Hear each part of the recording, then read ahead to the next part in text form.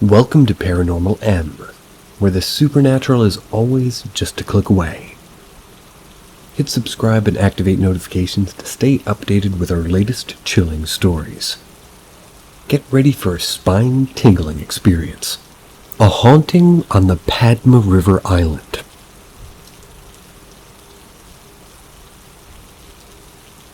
Both my parents were living in Canada when COVID happened. I was 19 in high school and living with my maternal grandparents, mostly to take care of them. When COVID became big in April 2020 and all the schools and colleges were closed, we moved away from the city to avoid the possibility of them becoming, infected. The house that we moved to was situated on a river island in the middle of the Padma River. And when I say that it was isolated, I mean it was isolated. The river was shaped like a boomerang. Its northwest arm was about 4 miles long, older. It was about 30 years above water level. That was the part that we lived in. That portion had other inhabitants and a few trees.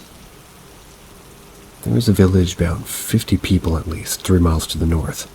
Everyone in that village had boats because the island was pretty much underwater, a lot of monsoons.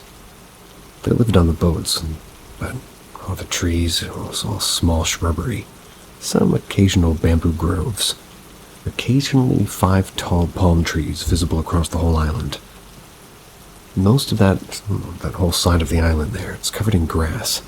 It's at least as tall as I was at that time. The southern side of the island was 2 miles long. It was new. It was mostly still exposed white sand. It had barely been there for about a year. Nobody lived there. The house we were moving into was an old tin shed house built on tall stilts. It was built in 2013. It was 1 story, and despite requiring significant renovation when we moved in, its layout was modern. It had 3 bedrooms, 2 to the south, sharing a long balcony, and 1 on the east with a large window. One of the southward and the east ones had attached bathrooms. They were connected to a common dining space that had a kitchen, common bathroom, and a window to the north. The door and the patio were to the west. All the doors were made of steel. I took the eastern room, and my grandparents settled in the southern room with the attached bathroom. When we moved in, we had people redo the paint job for us. Bought a small generator for electricity. So, my grandfather had suffered a stroke in 2018, had diminished strength on the left side of his body.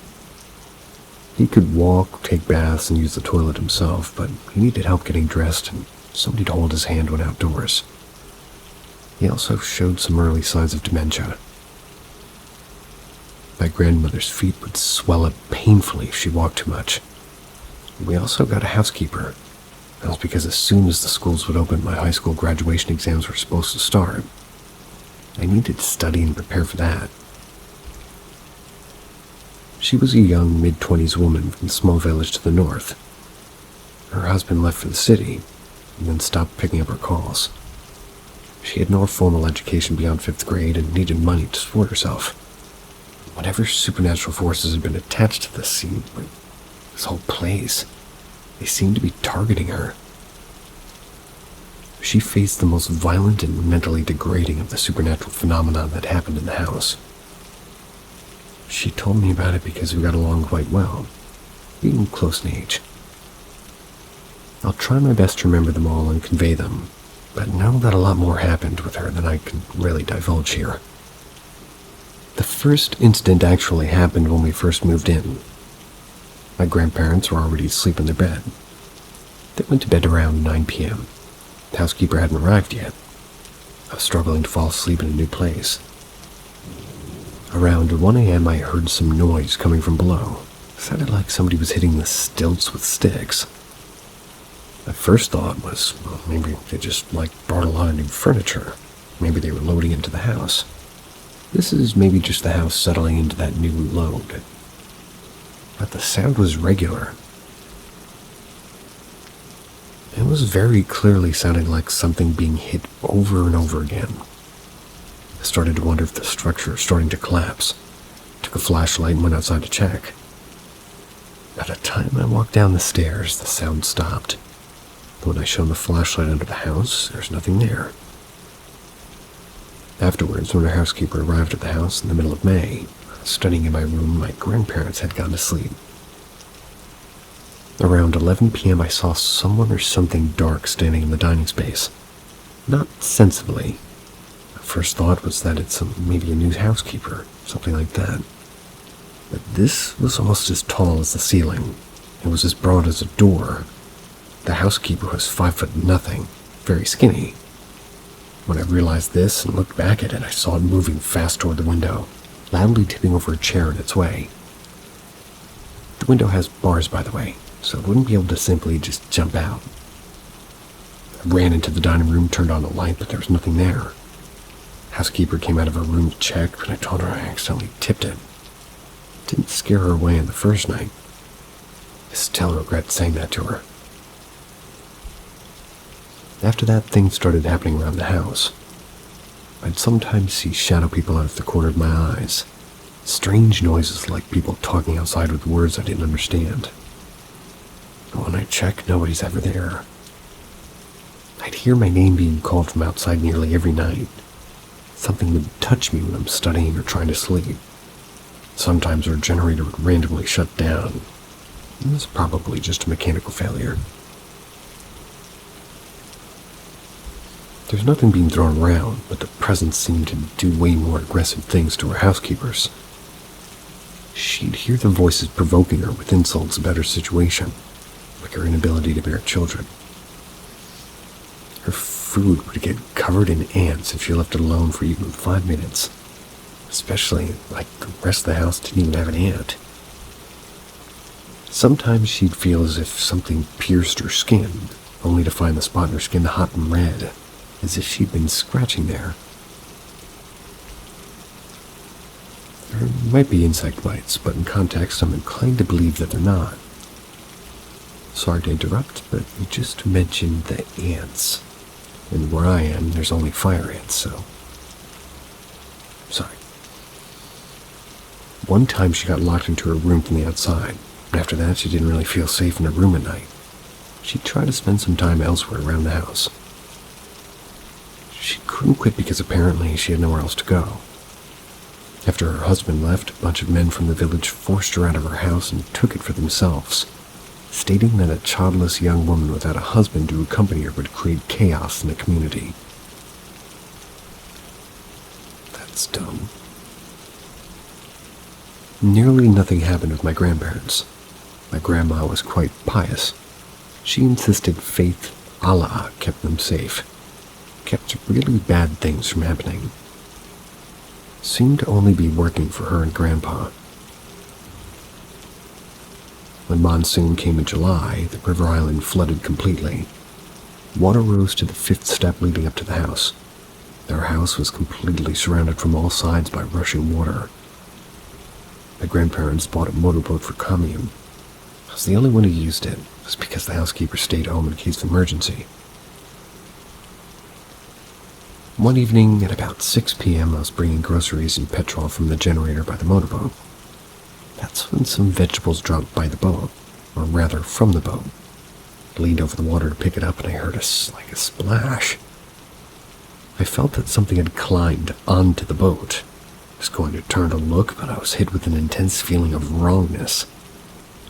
I slowly turned my head, and out of my periphery I saw that something black in coloration was sitting on the other end of the boat from me. In this case, 12 or so feet away from me. Kept my eyes down, avoiding eye contact, waited for it to vanish. It didn't. Couldn't see it, but I had the distinct feeling that it was looking at me. After a while, I reached out, turned on the motor of the boat, hoping, but just didn't. I managed to steer the boat to the house, all the while not looking at it, and jumped into the water 15 or so feet from the stairs. When I got onto the stairs and looked back, it was gone. I wound up dragging the motorboat back in and took the groceries and petrol. That night, something banged on my window. Shouldn't have been possible, because it was open water on the other side. The window's at least 6 feet above the water level. One night around midnight of September of 2020, I found the housekeeper's room door was open. I went in to chat and she wasn't there. looked around for her in the house, but found the front door open instead. When I came out, I found that there was a clear trail of flattened grass. It was as if something heavy, like an elephant or buffalo, went through there. There's no way that her tiny housekeeper flattened that much grass while moving, and she certainly didn't look like an elephant or a buffalo. I followed it anyway and came to the newer southern side of the river island about 200 yards away from the house. There I found that her housekeeper was walking off into the white sand, seemingly sleepwalking. I got to her, shook her to wake her up. When she did, she started crying, saying that she won't go back to the house. She had walked out in clothes that she'd slept in, folded up like, doti lungi. Don't know how to say that exactly, but it's like a blouse. September in Bangladesh isn't really conducive to sleeping with a lot of clothes on, especially in a tin shed house. And for modesty's sake, she came back. But she laid on the floor of the room that day and got up and went back to her own room before my grandparents woke up at dawn. The next day, while she was doing her usual chores again, no talk of leaving the house. Winter came along and it got even more intense. Nearly every time I looked outside, I saw figures in the fog standing around the house. Every night I went to sleep, I could feel something standing to my bed, and it's just hot and humid with its breath on me. There would be hot spots all over the house, even in the winter. They'd move around, and sometimes when I'm cocooned up in my blanket, something would tug the blanket down a bit to expose my face. Sometimes I'd hear very loud and clear conversation in a language I didn't even recognize inside the room. Once I saw a disembodied hand resting on my desk, which vanished as I approached it. In December, I was going from the house to a nearby village on bicycle. Around 10 or 11 in the morning, and halfway there, the bicycle suddenly got really heavy. It started shaking as if I'm riding over uneven rocks. Keep in mind that, river islands don't usually have any sort of rocks on them. I was riding a Hero Classic bicycle. It's not much in the bicycle frame could cause that either.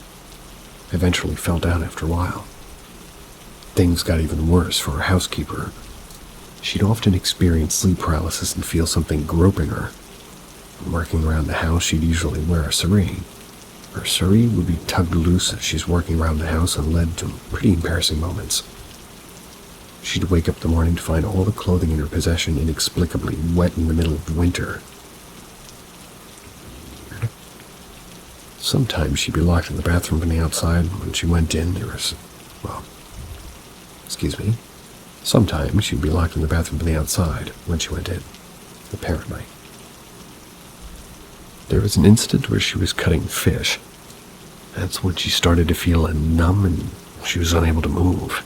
She almost fell onto the body, or a knife, I don't know how to say that. She did a lot of things to avoid being a victim of these forces, like bathing outside in the river. But things seemed to follow her, and as soon as night fell, they'd torment her, whichever room that she might be in. Once she was bathing in the river, and a large black buffalo came to the bank and simply stared at her. When she tried to get up from the water, I'd charge her. Stood at that riverbank until around 9 p.m. before walking away. She was shaking from the cold when she came back that night. My grandma would constantly pray. It seemed to work for her and Grandpa. It even quieted things down momentarily for me. It didn't have any effect on her housekeeper. At one point, I think her housekeeper wasn't here for the shelter or money, but to simply spite whatever's in the house. In April of 2021, her housekeeper announced that she'd gotten a trail of her husband. That's a weird way to say that. So, she took her things and left. Things became much less aggressive after that. I'd see things from the corner of my eyes now and then. The occasional touch on the arm when I'm sitting on the table. Once heard something heavy and loudly fall on the floor. Dashed around thinking maybe my grandparents fell down. Nothing was amiss. I left that house 4 months after that. Never experienced paranormal things of that nature again. I did experience unexplainable things. They felt very different from whatever's in the house. Randomly saw the housekeeper again last year in November. We talked, and apparently the supernatural never followed her around. but her life has been on a downward spiral since then. Gave her some money before going on with my life. What do you think about this? The house had sat empty ever since my grandpa built it, so there's no history there. The land's also very new. Why would a spirit target a singular person brutally like that? I do not have the answer for that. And my comment is not very ghost-related. So we go to more ghost-related content. Next.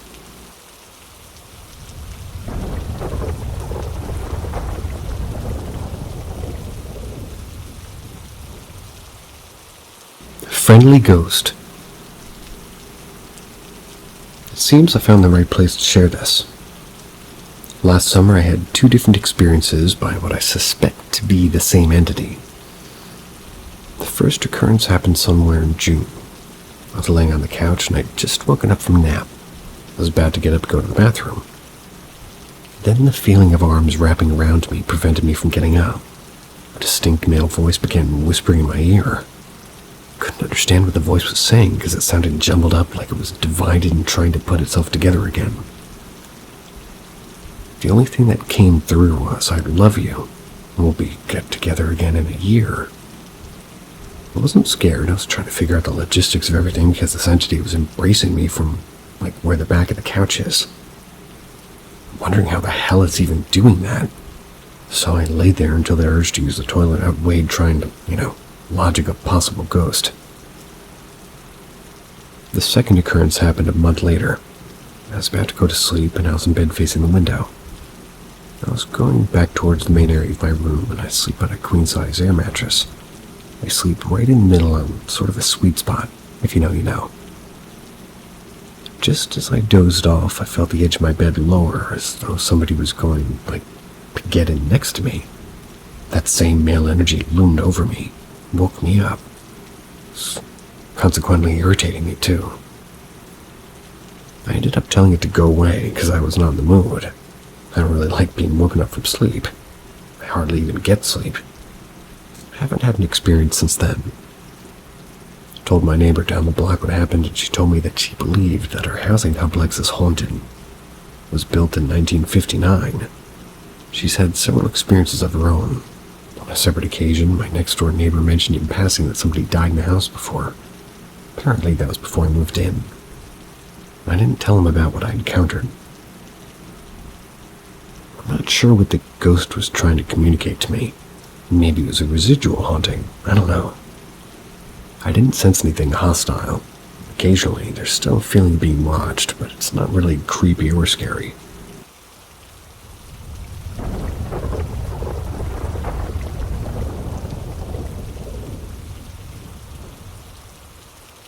Meeting my fiance's grandmother in this world and on her way to the next. We had been dating for almost a year. He wanted me to meet his family, so we took a road trip. Austin to Tampa, and it was a pretty brutal drive. It was a good visit, and I met his family as well as his very old nanny, his grandmother. She had fallen. She was missing an eye. She was very fragile when I met her. She was still very loving. We drove out there and drove back. About a week later, I had a dream. In my dream, I was at a big bonfire with a bunch of friends. We were dancing, having a good time, and an elderly woman walked up to me and asked to speak to me. I was raised to be polite to my elders. I listened to her. She asked me to come with her, and she took me to a large hall-like room. At one end of it, there was a magnificent, bathtub near a roaring fireplace. There were piles of towels and bath salts and oils, and she said that she was drawing me a bath. I was completely okay with this. She told me that she wanted me to take care of her grandson for her, and I had no idea who she was talking about. I didn't recognize her, but I knew this was a dream, so I just reassured her I'd give it my best. Then I woke up and never did get my bath. I immediately turned to my fiancé and said, "Honey, I think your nanny just passed." About 20 minutes later, we got a phone call from Tampa. Nanny had in fact died, about 30 minutes earlier. She took the time out when she was dying to come and find me and asked me to take care of her grandson. I did too, at least until that ended. I know there's stuff on the other side of our pale religions, but these things just don't give us tools on how to deal with these things. Less than efficient mapping. That doesn't mean that it isn't there.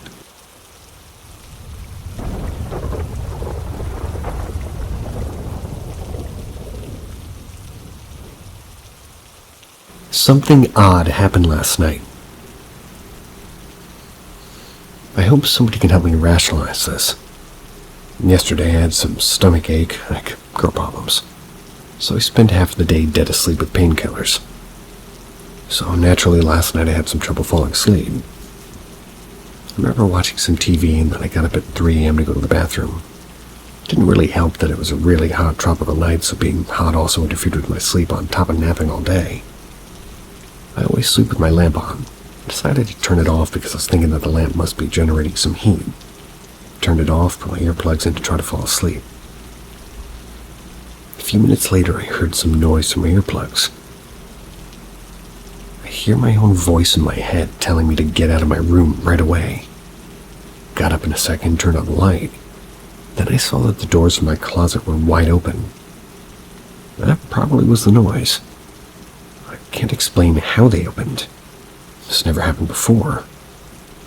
How can they open by themselves? Of course, I ran into my living room and tried to come up with theories on how these things open, but maybe I opened them when I was going to the bathroom. I don't remember that. Why would I do that? I don't even know where the sudden urge to leave my room immediately came from. I managed to get a few hours of sleep after sun came up in the living room, but I'm still kind of shook, debating whether I should sleep in my room tonight.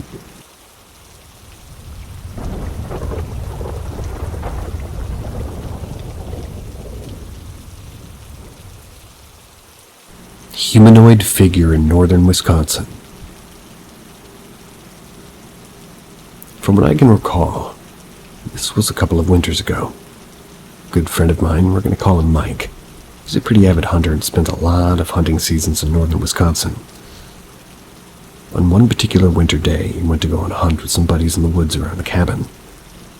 He was almost extremely familiar with this. His family makes frequent trips up there. Anyways, he and his buddies had spent most of the day out in one area near the edge of the property, and as the sun began to set, they decided to head back. Mike wanted to stay a little while longer to see if he could get another shot or two in. He stayed behind as the guys headed home. It had snowed a lot that week, so following the tracks back home would have been pretty easy if it got too dark. After not much luck on his own, and with night falling quickly, he decided to make the trek back as well. The walk itself was, I think he said, about 20 minutes, so he was on his own for a while.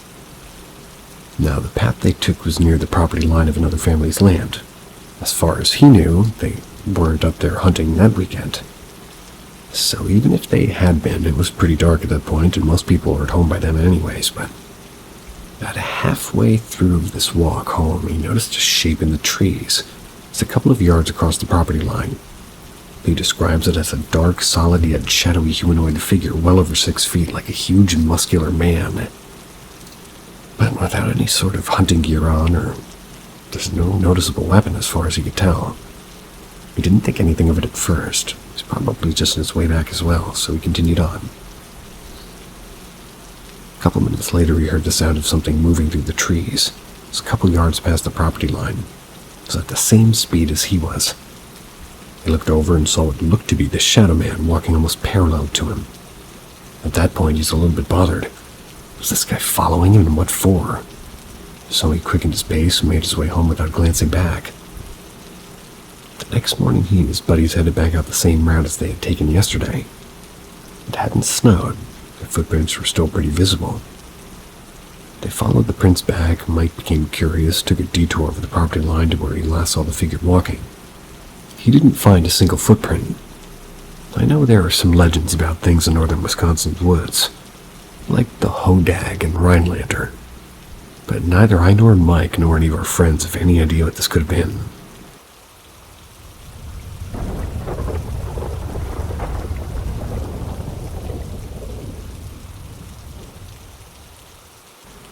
Experiences with Japanese ghosts.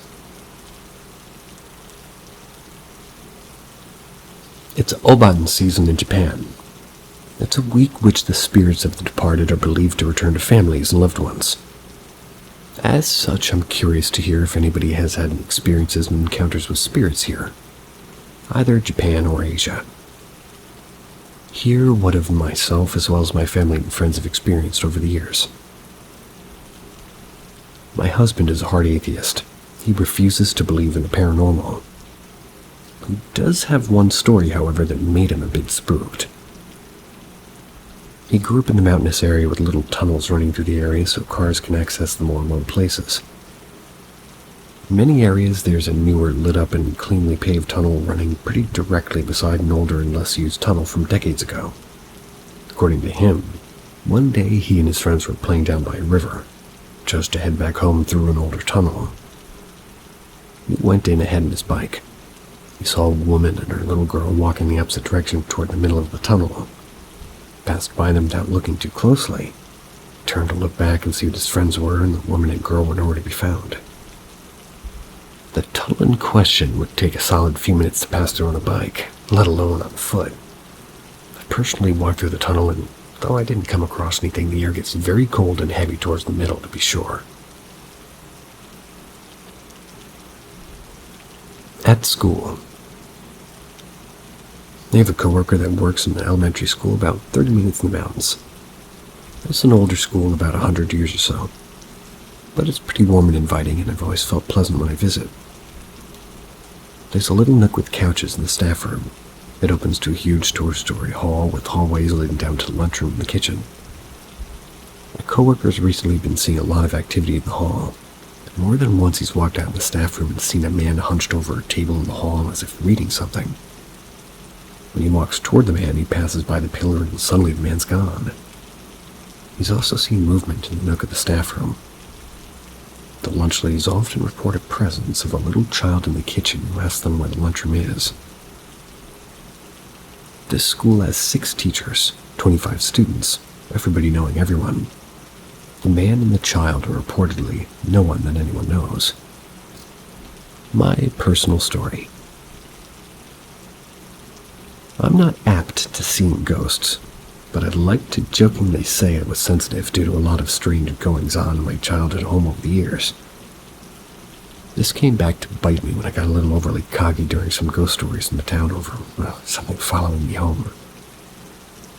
I used to live in Kagoshima. That's in Japan as an English teacher back in 2018. My home was in K City. It's bright and warm, bedroom apartment, 2 floors above another teacher's. My best friend lived in S. It's a 2-towered apartment complex. Below another teacher, Todd, and I'd often visit the area to stay over and hang out. Once my best friend returned to the U.S., a new teacher, her name was Ashley, she moved in. But since my friend's apartment was being renovated, Ashley stayed in the apartment next door for a few months. That October, I took my little black car down, went to the barbecue dinner, and that's over in S, where that Ashley, Todd, and some other friends were telling ghost stories. The Ashley. The Ashley was visibly upset when it came time for her story, which was apparently true and happening currently. She would hear walking around from Todd's apartment at late hours. Todd had told her every time that he was out visiting his girlfriend at the time, so it clearly wasn't him. She also mentioned having, horrible dreams about being stuck in her bed while the room was filling with water as a ghost with long black hair stood outside her window. It was as if it was demonstrating, "This is what I can do to you." Todd was apparently backing up these claims, confirming the calls from Ashley that he indeed was never around when they came. His brothers, like a kind of medicine man or a shaman in their community, apparently reached out to him out of the blue. He said that he had a dream that compelled him to draw a picture of what he saw. Todd pulls out the text of the picture his brother drew, and Ashley and I myself just begin freaking out at its sight. It's a picture of a white ghost with long black hair, crouching as if crawling on the outside balcony of an apartment. Ashley says that's exactly what's been appearing in her dreams, and all of us can confirm, unequivocally, the backdrop of this drawing is the exact building where Todd and Ashley, the one where I visited my best friend dozens of times. Everyone's freaked out but pretty excited for some reason, like, ooh, boy, real ghost situation. How fun for us. How naive of us. At least we came to realize it. Decided to go back to Todd's place once we finished eating. I felt a heaviness when I walked in. Told him immediately, and I seemed kind of intrigued. I brushed it off as, well, his apartment maybe it's just his thing. I gotta be able to fall asleep there at night, and I noticed that the same area that I was feeling heaviness was completely fine. But the entire solo drive back to my apartment was incredibly fear-filled and tense, and I was afraid to look behind me. I thought I was going to see something in the back seat. Brushed it off as my imagination, as I, too, had been able to fall asleep that night. Proceeded to try to do so when I got home. At 2:30 a.m., I woke up drenched in sweat with my arms in fists. They were clenched so tightly around my head that I'd lost feeling in them. There was a deep and dark heaviness all around me. I just felt this overwhelming fear. This fear not open my eyes. I'd never been one to have, nightmares or sleep paralysis. And I was completely awake as I remember being unable to fall back asleep and thinking, shit, I have work tomorrow. Why the hell am I not asleep at a time like this? The next morning I texted Ashley what happened. She freaked out, saying that she didn't tell anyone this. But the exact same thing happened to her when she had the nightmares. She also asked if I'd heard any wooden tapping coming from inside my house. I said yes. I noticed something coming from the corner when I was home and just chalked it up to her like a support beam. She gets even more worked up, saying that she didn't say anything about the corners, but that's where she heard the tapping. She and I messaged Todd immediately, asking if there was something his brother can do in this case, since apparently he had a dream about this happening too. Basically, he sent over some symbols on paper and told us to burn them in the apartment to purify the space, to leave one unburned to repel whatever it was. It took a few days, during which I begged the teacher below me to just let me stay with her. My precious, warm and welcoming home felt suffocatingly heavy and dark in ways I can't explain. It took about 3 days to arrive, and until then the tapping continued in corners of my room. In the meantime, I discovered what happened to be handprints on the inside of my car's rear window after that drive home, which normally wouldn't be possible as I drove a Daihatsu.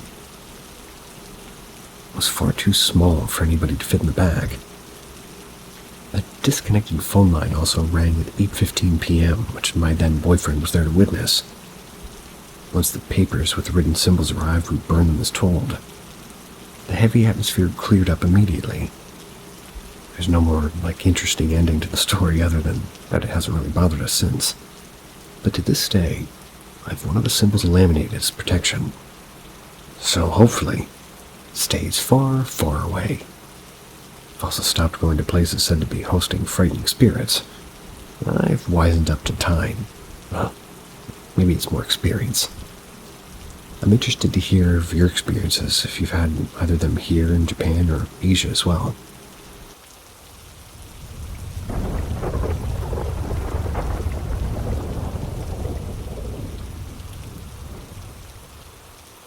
Haunted Church.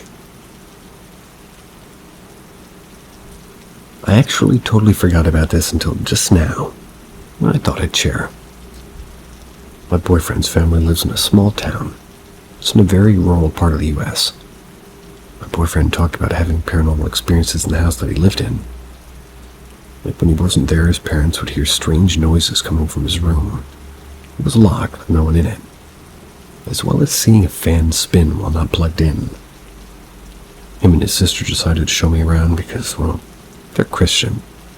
They took me to the town's old church. There's actually two, but one is locked up under pretty mysterious circumstances. We went inside and the sister showed me this dirty, empty room with a beam up near your ceiling. She said that somebody had died in that room, hung. She's not the kind of person who'd lie about that, and the beam made it very believable. There's a basement in that church, and if you go into the storage room, there's a huge dark area. I couldn't even see in. She said there were kids in her class who saw a person in there, decided to go after her, dawdling around a bit, and went back up the stairs. It had to be one of those stair lifts or an old or disabled person. We were walking toward the door, and I heard a sound behind me, and I turned around. The stair lift was moving down the stairs. I only caught a glimpse of it moving before it stopped, and I turned to look. None of the others saw it move. The sound was quiet enough to not notice if you weren't really paying attention. No one else was in the church with us, and they weren't holding any remote controls that could control it. I decided that the whole town must have had some kind of paranormal energy.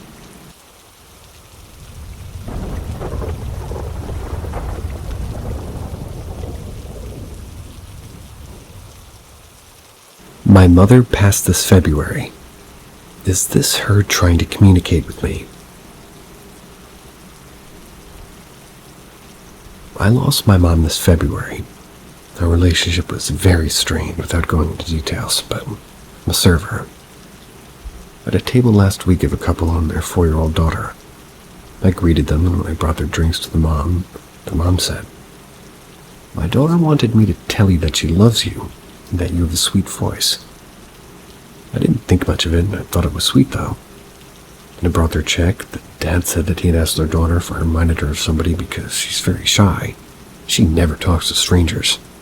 The little girl said, "Oh, Dad, she reminds me of someone from heaven." My mother always called me sweet girl, and I'm not sure if I'm looking for somebody that's not there.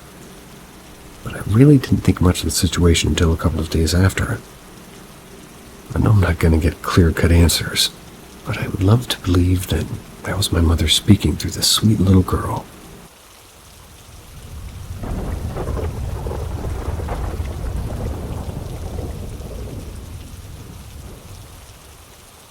Knocks on the door and sounds like someone pulling up.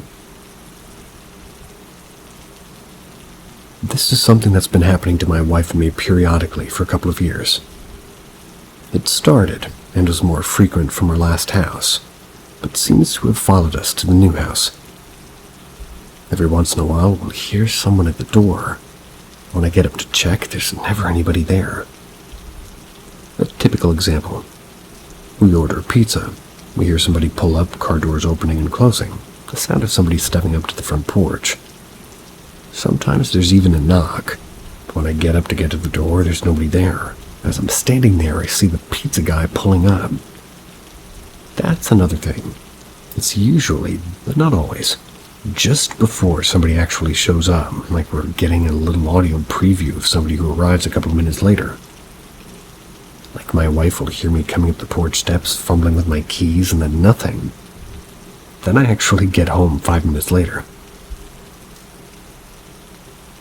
There are exceptions. Usually it's just a knock on the door with nobody there. I'd explain that maybe it's an old house, which wasn't a subdivision. But assume it was a neighborhood kid or something like that, so we're out in the country. There really aren't any neighborhood kids. I've only had a visual version of this experience once. One night at around 9, we were expecting a friend of ours. Now in our new place, there's a window above the kitchen sink that overlooks the driveway. I was getting a glass of water or something, and I looked out the window and I saw tail lights in our driveway.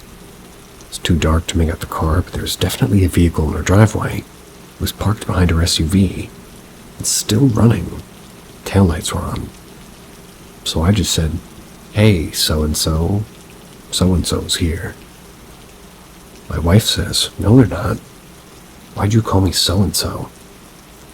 I just got a text that they're running late. So I stepped outside into the porch, and of course, there was no car there.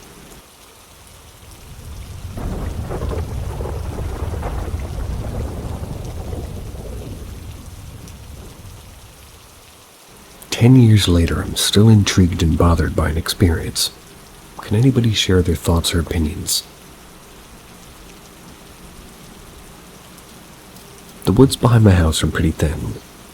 You could see houses on the other side. And if you followed a path, it brought you to a little footpath thing. If you went left, it brought you to one neighborhood, and if you went right, it brought you to another. If you could go straight and stay in the woods, I used to travel through them on a regular basis.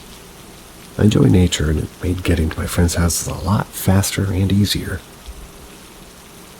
One evening, maybe around dusk, I was almost back to my house when I heard my name clear as day.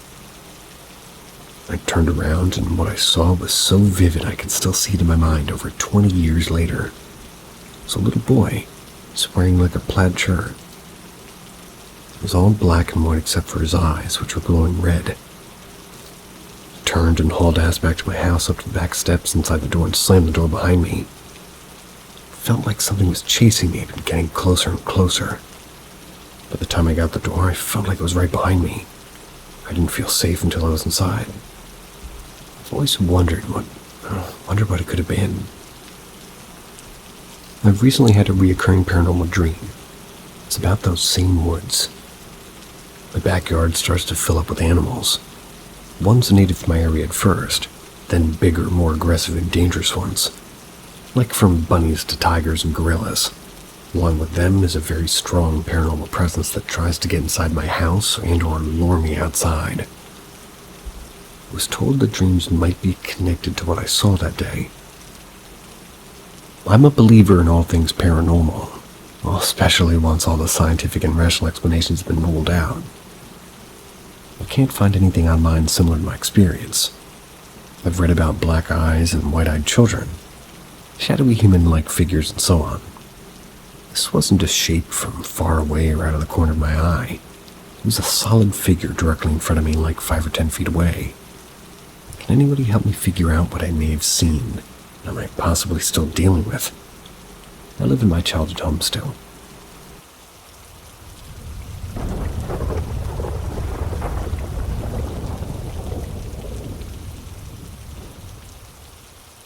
First time another person has seen my night terror. Advice appreciated. I get night terrors pretty often ever since I was in a crib.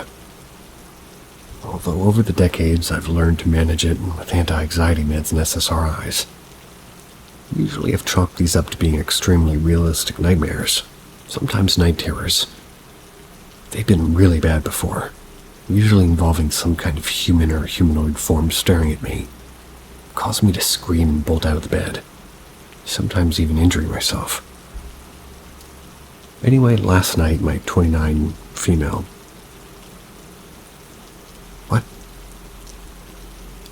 Anyway, last night my 29-year-old female boyfriend, 31-year-old male slept over. My brain... What?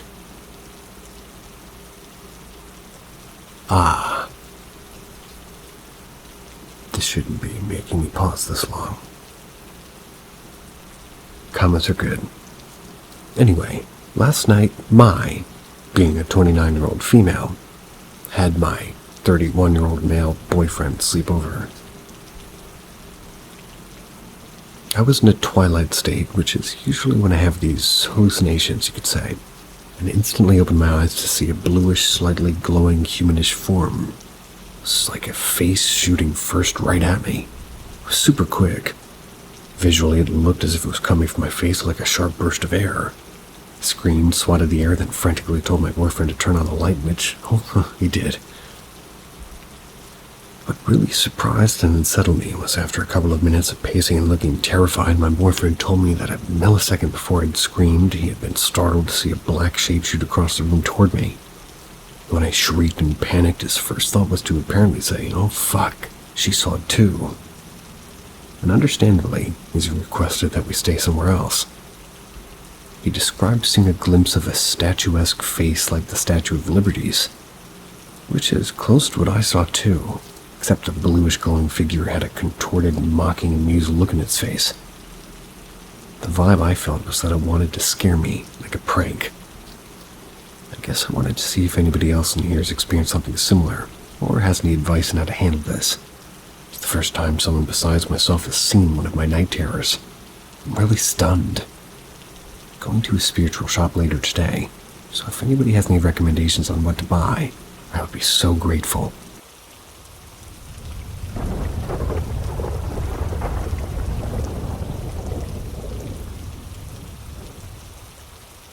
Was about to go to sleep alone, and I heard panting on the other side of my bed curtain. I live alone in a studio. To make it feel bigger, I separate the end of my mattress that isn't facing the wall with a big tapestry, sort of like a hospital curtain. I was about to go to sleep and I was laying down in the bed on my phone. I wasn't listening to any music or anything, and after like 20 minutes of lights out and laying there, I hear this panting. It's right on the other side of my tapestry. It sounded like when a dog is sniffing really hard with its snout all the way up, or something, whatever. So I turned on my flashlight without getting up first, just to see if maybe an animal or something got in. I even said, "Get out!" twice. The panting continued. But after that, it almost seemed like they got more dragged out and breathy between pants. I also then started hearing shifting, almost like skittering over into the kitchen and bathroom area. Eventually I got up, turned on the lights, but all stopped, except for occasional house-settling rustles. Of course nothing was there. Nothing was out of place. No pests around. Sleeping with the lights on, to say the least.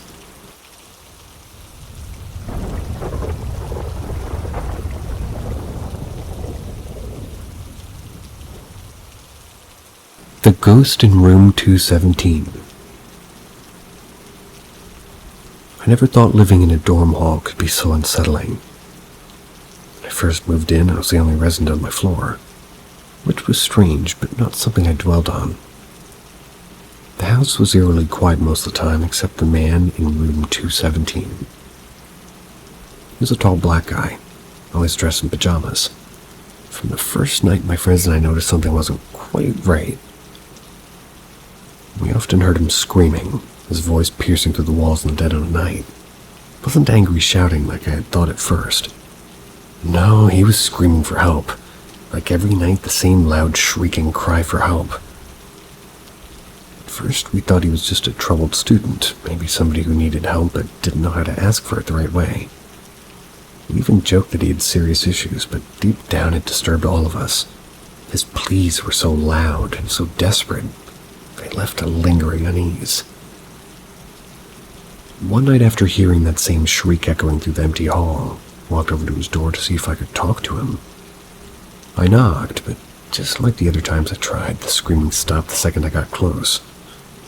The door remained closed and the silence was deafening. The next day I went to the dorm office ready to tell him that the guy in room 217 needed serious help. When I asked, the dorm manager looked confused. "There's no one living in that room. You're the only student in that hall." The words hit me like a ton of bricks. I knew what I had heard, what my friends had heard, what we had all seen. How could there be no one there? After digging deeper, we uncovered the truth. Room 217 had been the home of a student years ago, one who had taken his own life. He'd been struggling, crying out for help in the days before his death. Nobody had been there to listen. Now it seemed his spirit was trapped in the hole, forever screaming that same desperate plea for help that had gone unanswered in life. We also learned that the school itself had a dark history. Before it became a college, the building had been a hospital during the First World War. The laundry room, which was where I always noticed that foul stench and dried bloodstains, it had once been the morgue. The history of the place felt heavy, like it had absorbed the tragedies of all those who had passed through it. The screaming eventually stopped, but I'll never forget the nights that I lay in bed, listening to the ghost in room 217 crying out for help. It wasn't just a haunting. It was a reminder of how much can be left unresolved, how easily cries for help can be missed. And in that old haunted building, his house, his voice, just wouldn't let anyone forget.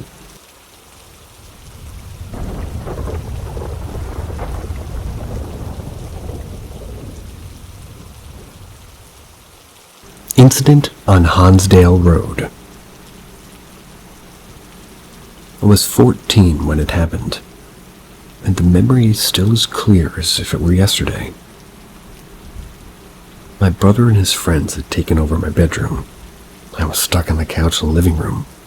The TV was off and the house was completely still, almost too still. It was the kind of quiet that makes you aware of every little sound. The hum of the refrigerator, the faint rustle of wind outside. Felt uneasy, but brushed it off as just nerves.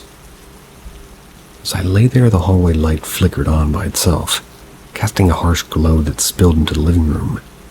It stayed on for a moment, and then just as suddenly it clicked off again. I frowned, sitting up slightly, my heart picking up pace. That wasn't right. And then out of nowhere, the toilet lid in the bathroom slammed shut. The noise was echoing through the house like a gunshot. My breath caught in my throat, the bathroom down the hall, just out of sight, but I could see the edge of the door from where I sat. I hadn't heard anybody go in there. Everybody else was still holed up in the bedroom, or talking and laughing like nothing was wrong. Before I could make sense of it, a figure appeared at the end of the hallway, stepping out from the shadows near the bathroom door. It was tall, unnaturally tall and dark, a silhouette that seemed to swallow all light around it.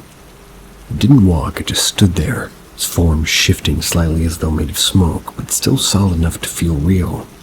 My blood ran cold.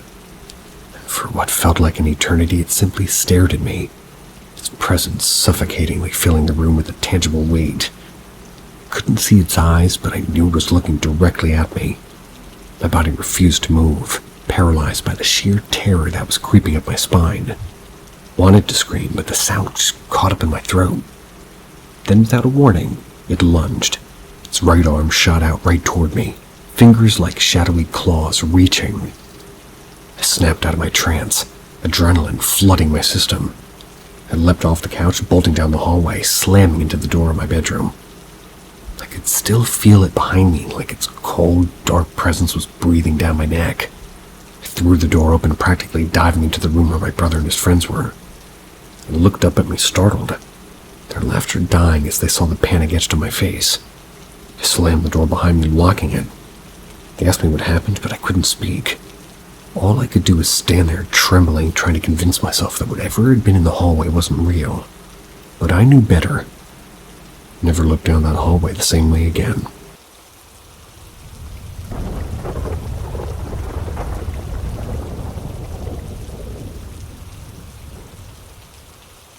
Weird encounter at night. Don't believe in ghost. Need help. I'll start off first by saying I, a 23-year-old male, live with my girlfriend, also 23. She's lived in our apartment for around a year and a half. I moved in about several months ago. She believes in the paranormal. I remain agnostic most of the time, leaning towards not believing. She mentioned several weird experiences in the apartment, such as waking up at night, heading to the bathroom, and seeing shadowy figures in the apartment. Last night I woke up and headed to our kitchen to grab some water. As I was walking back toward her bedroom, something spurred me to turn up around and look at the corner of her kitchen. That's where our oven is. I walked toward the corner of the kitchen, and as I approached, I felt something in the air change. It got heavier, warmer, like I could feel the difference. I assumed I'd left the stove or the oven on, so I checked. That wasn't it. Maybe the warm air was moving to that corner. That wasn't it either.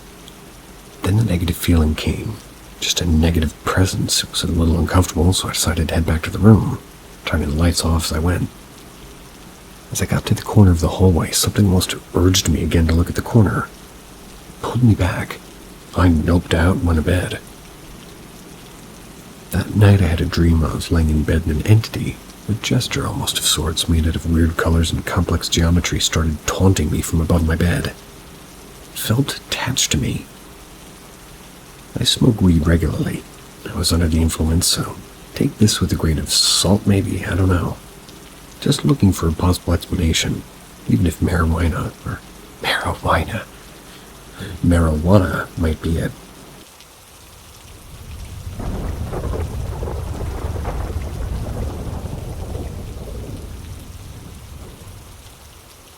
Help me explain potential chronic UFO activity as a kid.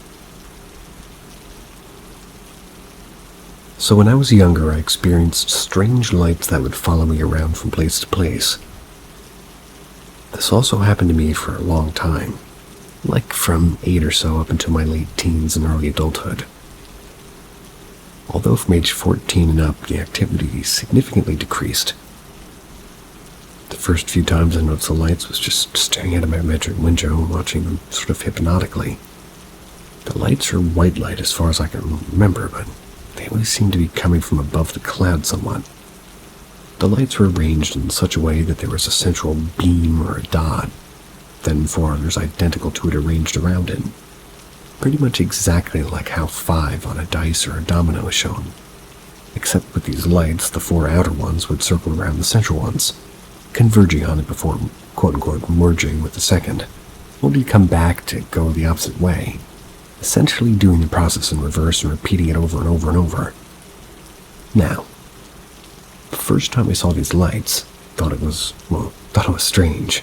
I asked about it, but parents only told me that it was probably only spotlights for advertising or something. This explanation didn't satisfy me, because the way the light moved and, nobody was concerned enough to actually look. I pushed it aside and just made mention of it to my little brother and found it amusing. That is until I stayed over at a friend's house. I got back and he told me the lights weren't there when I was gone. And over time I noticed the lights outside of my window no matter where I went. Staying over someplace else, even across the years and through multiple different moves and displacements, I still saw those lights. It became a habit of mine to check the window just to see if they were there. You'd think that if it was lights from some kind of establishment, that they would stay where they were and not be omnipresent outside my window. I caught the lights even following me. I was in a car and I was in public transit with adults around me. Tried to point it out, but I just got eye rolls and nobody even looked to confirm or deny anything. It was like it was so absurd nobody even cared. Or maybe they did look and just saw nothing of note in their eyes, but I know my little brother saw them too. It stopped after a certain point. I stopped caring too much, and since they were so constant, I got sort of desensitized. One night I was walking my girlfriend home after school and noticed the lights again. They were above us. They were following and trailing behind. I noticed because she asked me what they were in confusion. She had noticed them without any input from me, so I told her my story, freaked her out unintentionally before calming her down. Told her I was just messing with her. But the lights followed me all the way home that night. I haven't seen them in years since then, looking sort of warily up at the sky every so often, but not searching deliberately. But I always wonder, what could it have been? Anybody have any reasonable explanation? Could it be that I was experimented on or being observed by something, studied even? I feel like maybe I should just let it go. But part of me's always felt a nagging feeling, like just thinking about it.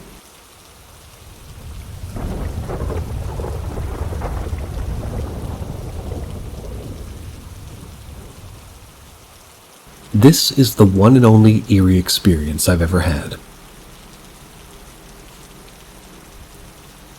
This is the one and only experience I ever had. It happened just a few months before my father's death. I never believed in ghosts, at least not until this instant. It all started with a strange feeling that something was roaming around our house at night. That's when everything's all dark. I often felt like something moved from my parents' room to the front room. My room was positioned in such a way that I could see my parents' room clearly. This went on for several months, but I kinda just tried to keep it to myself. I knew my parents wouldn't believe me anyway. These occurrences mostly happened after midnight. One night as I was laying in my bed scrolling through my phone, my bed suddenly shook violently. I was so terrified that I ran straight to my parents' room and I told them what had happened. They didn't believe me. After that incident, I was so scared that I couldn't sleep alone at night. I had no choice. And at that time, I was 24 and a light sleeper. One night I went to bed, but I couldn't sleep. Every time I tried to close my eyes, I felt like somebody was staring at me from very close. I literally couldn't sleep my eyes closed, and somehow I made it through the night. Now, here's what really shook me. Just 6 months before my father died, one night after dinner I went to bed and couldn't sleep. I started scrolling through my phone and eventually fell asleep. I woke up at exactly 3:30 a.m. for some reason, and I tried to go back to sleep, but I felt the need to use the bathroom.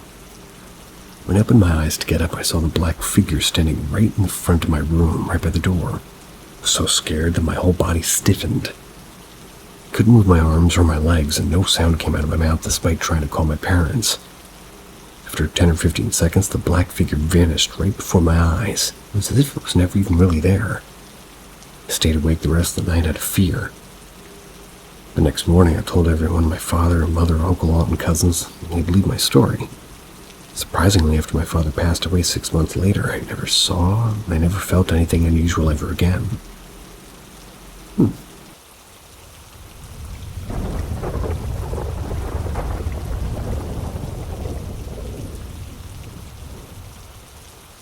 I think there may be a spirit in my apartment.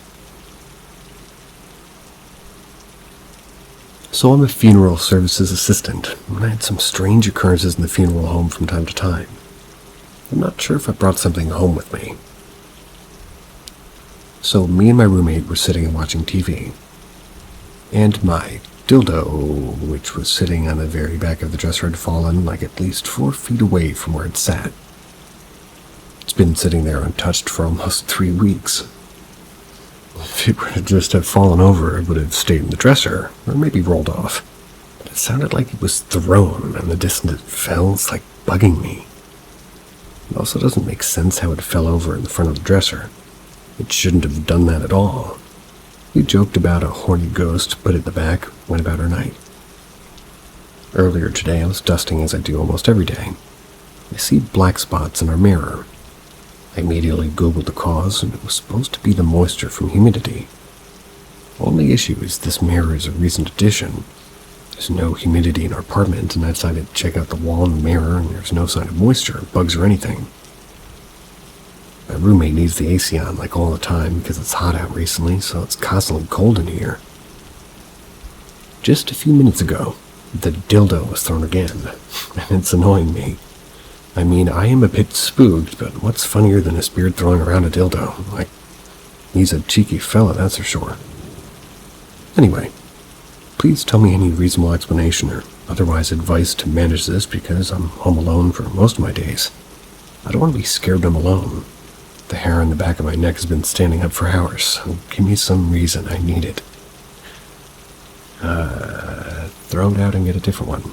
Or he doesn't like that one, or doesn't like the idea of it at all. I don't know. Or maybe, who knows? Who knows what's going on? Why does my producer give me these stories?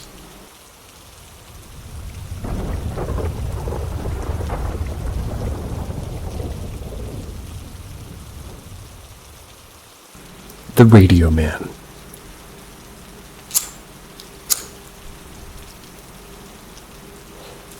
Not really paranormal, but a weird experience.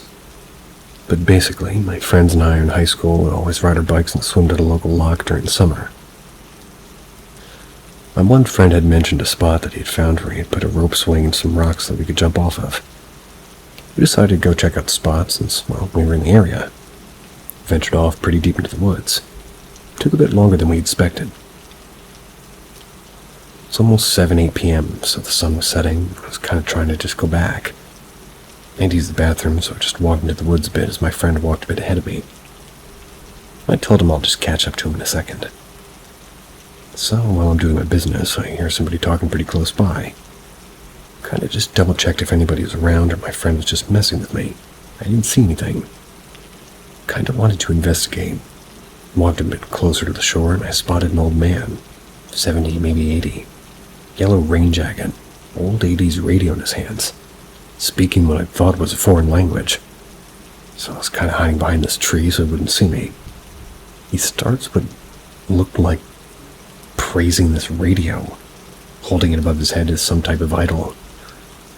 Then starts talking, got on his knees, and as he was talking gibberish or whatever it was, it didn't sound like anything I'd ever heard. Pretty familiar with languages and dialects. Got a bit freaked out, but right when I was about to leave, my friend was coming up behind me wondering what was going on. Caught the attention of the old man. Just turned around and looked at us. My friend said hello, and he just turned back around and we bolted off. I never had such a weird experience before. I just felt like he was performing some ritual or some crazy old guy in the woods waiting for people like us to stumble upon him. I never told anybody about this until now. Just a very weird encounter that just didn't seem real now that I look back at it.